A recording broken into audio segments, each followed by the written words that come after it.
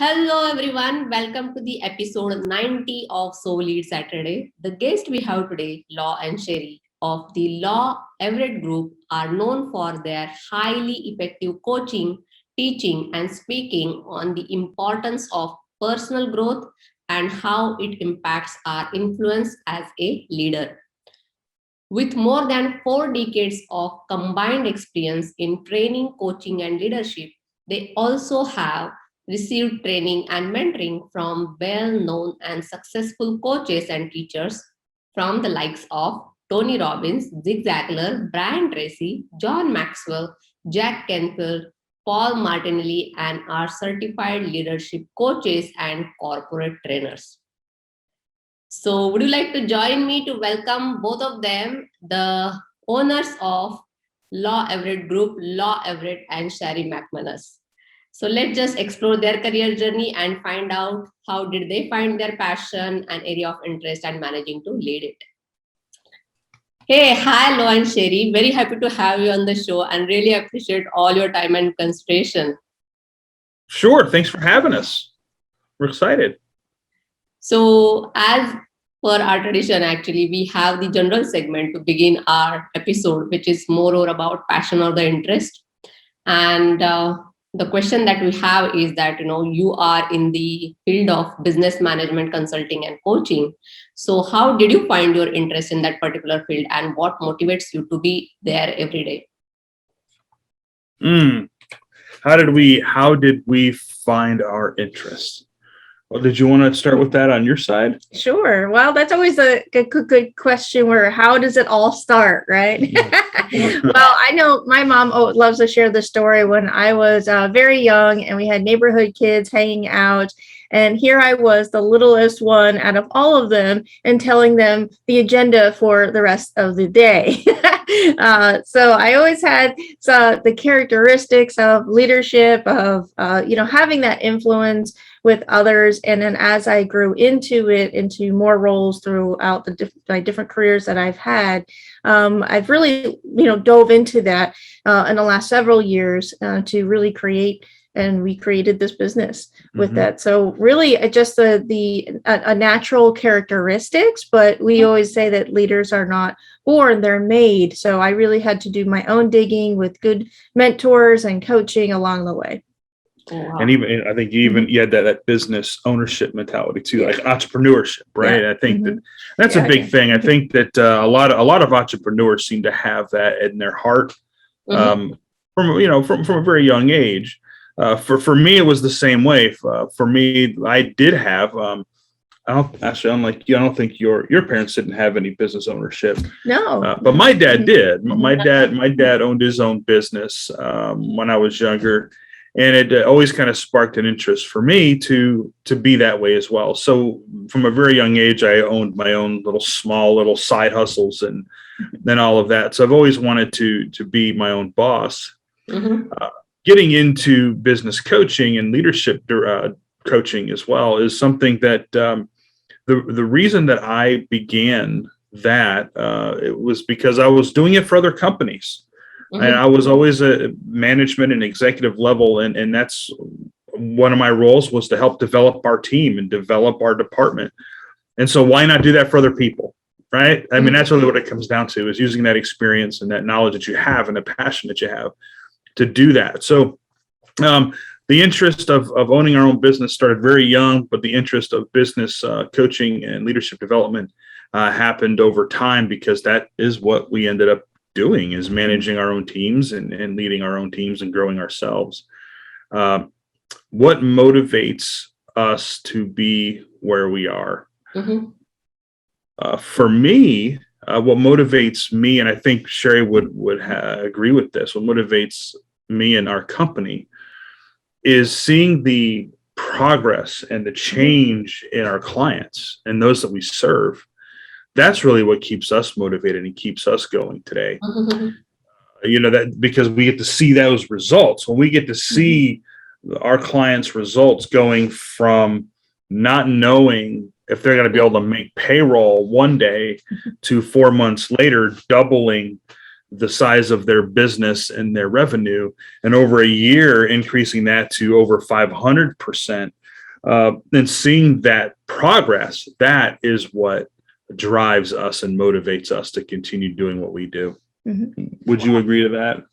Yeah, most definitely. We'd love to see the transformation, and there's tons of coaches out there, but what really the end of the day, where it's in the people business, and it has to be about them and not about us or about you. It's about them helping. Bottom line is, how can you help others to get where they want to go, even though they may not know it, but we could see things that they can't. And those are those blinders, right? Everybody has them. So it's always nice to see that transformation that they never even thought was possible, and to see that results. Yeah, I agree. So is it like a driving force whenever it comes to the client satisfaction? If they are satisfied, it's more or like a driving force for anybody to, whoever is establishing their business and doing the business. So Right. I would like to take it that way. And thank you so much for sharing. It is pretty interesting because both of you mentioned something like, it starts with the family, even though you have your business already, or finding out the qualities or the strengths. It also starts with the family, like, they find out something about you and encourage you to pursue it further. So thank you so much for sharing that. Moving towards our next section, which is more about, questions from the audience, where we have 2 questions under that segment. First is, why do you think diversity and inclusion is a crucial part when it comes to the business? It's a great question. I think that's a question that everybody should ask. Yeah. Because you see there's more power in numbers, and there's even more power in diverse ideas and diverse people. Bringing in and partnering with people from different backgrounds, from different ideas and different thoughts brings in a whole new level into your business. You're able to understand and bring in these new ideas, because you see in business, if we're just in business for us and we're not bringing in diverse people, people of diverse backgrounds, and including them in these ideas, even from different generations, right? Because people bring in different thoughts and different ideas. We can't go just by our own. There's a phrase that one of our mentors has told us in the past, is you don't know what you don't know. Right? Yes. And so in order to find out what you know, one of the things you should do is surround yourself with people that are different than you are. Because then that brings in new ideas, that brings in new concepts, so that you as a business and your mission and purpose can continue to grow. So I believe it's extremely important, and I think that it should be a priority in any company, any business, to partner, even if you're a solo entrepreneur, to partner with other business owners that are different than you are, that don't look like you, that don't have the same culture as you, that come from a different generation as you, because that brings in a whole different dynamic for you to be able to provide the services that you provide to serve other people. Yep. Would you like to add anything to it? Yeah, I'm a vision person, so I love the whole, it really boils down to perspective. When you have different people from all different backgrounds, it's all about perspective. So imagine there's a beach ball and it has all the different colors on it. Well, you can see one side and see a certain color, and I can be on the other side and see a different color. And all we have to do is just shift it. So, imagine, your team is made up of a beach ball and it has many beautiful colors. And all we have to do is just make sure we keep shifting so we can all get everybody's perspective. Does that make sense? I love it. Yeah. Wow, that was a great example, actually. So thank you so much for sharing. It was really very insightful. And one more question that we have under the same segment is that, you have the DISC method, which stands for dominance, influence, steadiness, and compliance. So what is it about, and how can it help for personal development or growth? Yeah, so DISC is a human behavioral personality assessment, but it's a little deeper than that. And the DISC assessment that we use for our clients and anyone who would like to see where they fall. Also includes a leadership perspective. Mm-hmm. So what this does is it provides the ability for a group of people to see where they fall. How do they communicate? What is their style of communication? And how do they lead? Because if we can identify that in people that we lead and those that we serve, and even in ourselves, now we have the ability to know how to communicate with them effectively, to be able to get results, not just for us, but also to provide that satisfaction for that other person. It's good for couples too. Yes. Sherri and I, for those of you that don't know, we are a married couple. We've been in business and owned businesses since 2005. And it took us quite some time to actually do something like that. And when we became trainers in the DISC assessment, in the DISC behavioral analysis assessment, we said, well, we've got to take this ourselves. And we found out a lot about one another, more or less why it is that we communicate the way we do. And also why it is that we respond a certain way when we're not communicated well with effectively.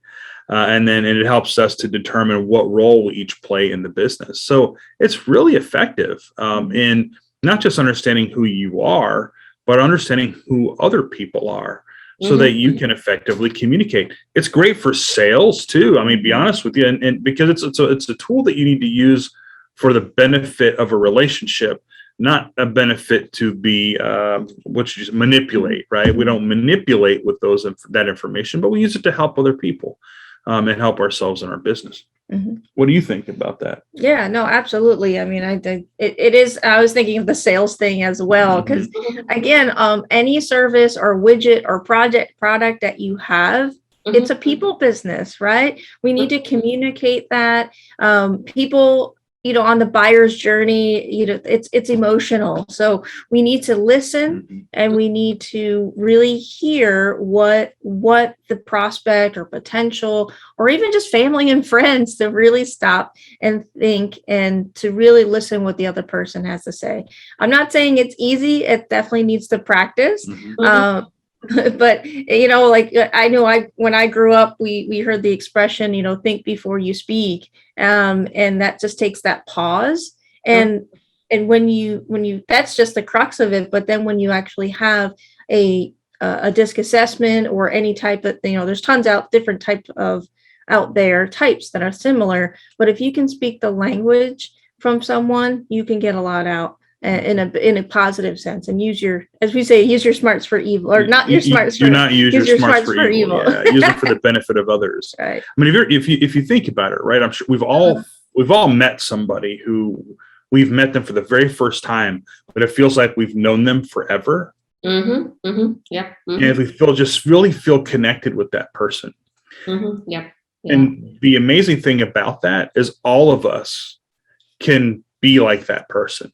We have the ability to connect with people on that level, where theoretically, and by all intents and purposes, it's stated that you literally have 7 seconds to connect with somebody, or for someone to feel like they're connected to you. You have 7 seconds to do that, whether it's verbal or nonverbal. And if you can connect with somebody in that 7 seconds, then you've got a relationship that you've built, and they'll pretty much do what you want them to do in retrospect, of course, and based upon what it is that you want to provide them.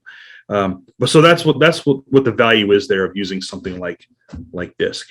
Yeah. So it is pretty interesting, actually. You chosen like 4 factors under that, right? One is the dominance, other is the influence, third is the steadiness, and fourth is the compliance. So is there any specific reason that how did you come up with that dynamic? Yeah, well, we didn't come up with that. The DISC itself has been around for a long time. Oh, okay. Yeah, and so DISC is something that can be used, and has been used for way before we were in business. We've been able, though, we have our method of DISC that we use. It incorporates a little bit more to it, like the leadership and more on the communication piece of it. And every one of us falls on that scale, whether it's the D for dominance, I for influence, S for steadiness, or C for compliance. We all fall somewhere on all of those, okay, on all 4. But we all have a little bit more of a dominant factor. So we either more of a higher I or a higher S or a C, lower than the others or higher than the others, really determines where we fall and how we communicate and what motivates us, right? As an example, and we change over time. Right? As an example, if you were to have me do a DISC assessment about 10 years ago or so, I would have fallen on a very high D. I would have very dominant, very more of a kind of a no nonsense, very direct, very much on the dominant side, more of a DI, where I love being out with people and love being the partier and being the center of attention.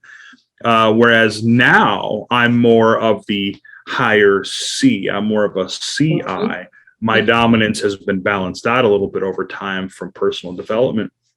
So it just shows that we do change over time, and it gives us a really nice guideline on ourselves. But can you imagine if we can have our team or those that we serve also take these, which is what we do for our clients. We encourage our clients to take this assessment so that we know where they are, they know where they are, and how they can improve on their leadership and communication skills. Yep. So very important point that you highlighted here, which is more or like, it's always an evolving thing, actually. That's so right. When it comes to the personal development growth, any area you take it, actually, it is always evolving on your personal side, whether it is a personal side or the professional side. So thank you so much for sharing that. Moving towards our next segment, which is more or about like, fun segment or relaxation segment, where I'm going to give you 3 keywords which are moreover associated with your career or the work. And you have to just tell me whatever comes to your mind. So it can be like a abstract content, or it can be a replacement keyword, or it can be like, after hearing all those 3 words, if you want to come up with something creative to talk about those 3, you can come up with that as well. And we would be happy to hear more. So are you ready? Yeah, sure. So the first keyword that we have is empowerment. Empowerment. People. Say team. Teams. All right. That's a good one. Second keyword that we have is speaking. We are doing a lot of that. Motivation. Wow. Yeah, this is really a good one, actually. Because I think it's very important that whoever is a speaker, it is important that they are more motivational. Right. Otherwise, the audience will run away. So, and the third keyword that we have is, we talked in earlier segment also a little bit, which is behaviors. Influence. Okay. Mine's habits. All right. That's true. Yeah. That's funny. You see influence when under behaviors, and I had influence for under speaking. Ah. It's interesting how that works, because you can take all 3 of those words, empowerment, speaking, and behaviors, and put it under one word called influence. Yes. If you think about it, like, it encompasses all of that, right? How we actually, it's one better, leadership, because leadership is influence. Yeah. That's true. Yeah. And thank you so much being the impromptu in this particular section.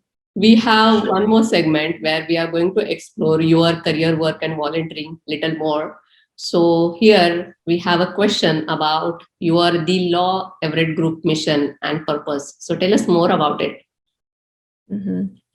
Yeah, our focus is to transform today's leaders in a way with using our business coaching and executive leadership development. And in overall, really, it comes down to influencing other people and changing their lives. That is our mission, really, is to transform other people into realizing that there's more to what they see. And as leaders, we need to be able to look beyond that. So our mission of transforming today's leaders is really what it is that motivates us to provide solutions to solo entrepreneurs all the way up to the corporate level and large organizations that provide the ability for us to see past our stuckness and be able to see a clear vision of where it is that we intend to be from where we are right now. Yep, yep.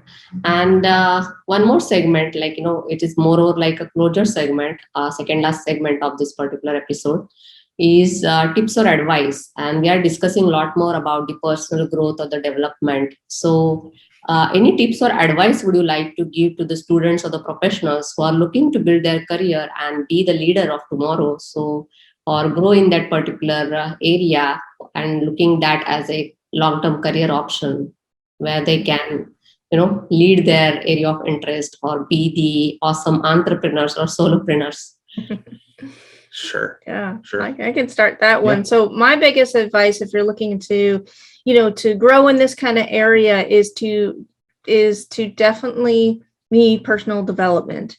That is the number one thing. In order to lead others, we need to lead ourselves, and that's something that we've always known about, but we just kind of like, yeah, okay, just kind of kept going, right? But until there was an incident that really occurred with me in August of 2018, that really transformed my life. From working in an environment, very stressful and work environment that landed me in the ICU in the burn center for 10 days, where leadership at that time was more focused on the bottom line than they were valuing their employees anymore. So that really gave me a stop and a pause to really dive in a little bit more, going, okay, I need to do something. How can I lead my team? How can I lead others? Let's dive in. So personal development is huge. And if you're already an entrepreneur, or if you want to become an entrepreneur, it doesn't matter, because it all needs to start with ourselves first off. So I think that's the first and foremost in my advice. I would agree with that. I think that in order for you to get where you are, get from where you are right now to where you intend to be, it comes right down to how you're developing yourself. What are you learning? Who are you surrounding yourself with, right? It was Jim Rohn that says that you are the average of the 5 people you spend most of your time with. So who are you spending time with? Who are you learning from, right? And as you're learning from those people, identify ways that you can invest in yourself professionally, but it all starts with the personal side, like Sherri says, but that will develop into your professional side. Do you have a coach? Do you have a mentor? Do you have someone that you can go to that's going to help you stretch and think outside the box that we're all in when we start our own business? Who's going to help you get unstuck when you're stuck? Because that's going to happen in business. No matter what you do, you're going to get stuck. So who are you bringing in to help you get out of that stuckness? Okay. Those are the tips that I am a firm believer on. Getting into business coaching or leadership development, and we also do public speaking. Getting into any of those things all fall into the realm of what you're good at. Right? What are you passionate about, and what are some of the skills that you currently have that you can sharpen to become better? And be around the people that are better so that you can learn from them. We all need people that are better than us so that we can learn from them and gain the experience and knowledge from them as well. If we don't have people better than us, then we're never going to get where they are. Yeah. Right? Yes. So grow yourself, be around the right people, find what you're good at, and find what you're passionate about, and really focus on that and bring in the resources needed to get there. Yeah, and this is very wise, actually, both of you. So thank you so much for sharing. Sure. This is definitely useful for the audience out there. And we are moving towards the closure of this particular episode, which is leadership. And we already talked a lot about. So you are truly leading your area of expertise. So what is your leadership style, and any specific leader that you always follow and admire, and why? So for leadership style, there's many different styles out there. If you do research, you're going to find all these different ideas on what the real styles are. My leadership style, and everyone's, is like this. So if you're out there thinking that you're one leadership style and that'll never change, you're fooling yourself, because it will change over time, right? So my current leadership style is one of what I call a participation style with coaching blend. When I lead people, I want them all to participate in the vision. I want everyone to participate in the vision equally. And as we partake in the vision equally, everyone has a stake in the results, right? And at the same time, I love to coach those that I lead. And so my goal, and a goal of any successful leader, or good leader, I should say, is to develop other leaders. That's the goal of anybody in a company. Because I'm going to tell you right now, Sherri and I, we have a goal of someday that we're not going to be working this business. Somebody else is going to be working this business. Yeah. Right. And you have to develop the right people to make that happen. So I hope that answers that question. And who would, and any specific leader that I always follow and admire? One person, that's a tough one. In my stage of my life, it's difficult to pick one. I would be happy to hear more names. Yeah, it's difficult to pick one. But those that have influenced me over the years that I consider leaders in the leadership space would be John Maxwell, Tony Robbins, Zig Ziglar, Brian Tracy on the training sales side of things. But even then, even in the world, we have people that have made drastic change based upon their influence, not necessarily a title. People like Martin Luther King Jr., Abraham Lincoln, people like that throughout the world that were leaders, not based upon title, but because of how they influenced other people. So those are just a few of mine. What about you, Sherri? Would you like to share? Yeah, so the specific leaders that I enjoy following, very similar to Lou's, the gentleman that he mentioned, John Maxwell, Brian Tracy. Those are the greats, because they have a servant leadership style. There's so many different leadership styles, and that's just one of them. Where we really focus on giving value to others, and that's really it aligns with our core values. So that's why I choose to do that servant leadership in that style. And as far as the admire, I really admire Mother Teresa. I really admire her and what she's done. She's a huge influence. People wanted to follow her, not because they had to, because of what she exuded and used her influence to really make an impact with individuals. So that's one of mine. And I think the way you mentioned it is more or like servant leadership plus having that vision, creating more leaders. That is important, as well as when we talk about this leadership actually, so it is always there, like people like the leader who is able to connect to anybody, that is the power, I guess, of the leadership, that you can easily connect to any class people, any person in the society, and that is the biggest power, I guess. So thank you so much for sharing about your leadership style. And no doubt actually through this podcast, I heard a lot more about having that servant leadership, because those are the most favorite within the people. So thank you so much. Sure. You're welcome. Yeah, and really appreciate all your time and consideration being on the show. Thank you. You're very You're welcome. welcome. And thanks for having us. Yeah, thank you. Sure. Thank you so much. All right. So this is all about Law and Sherri, and hope you learned something from this particular podcast episode. Before we close, as per our tradition, we are going to close today's episode with a closure quote from Jane Goodall, which is about making a difference in the world. So the quote says, "What you do makes a difference, and you have to decide what kind of difference you want to make." So on that quote, we are closing today's episode. See you guys in the next episode. Until we meet, happy leading. Let's lead together. Stay safe. Bye for now.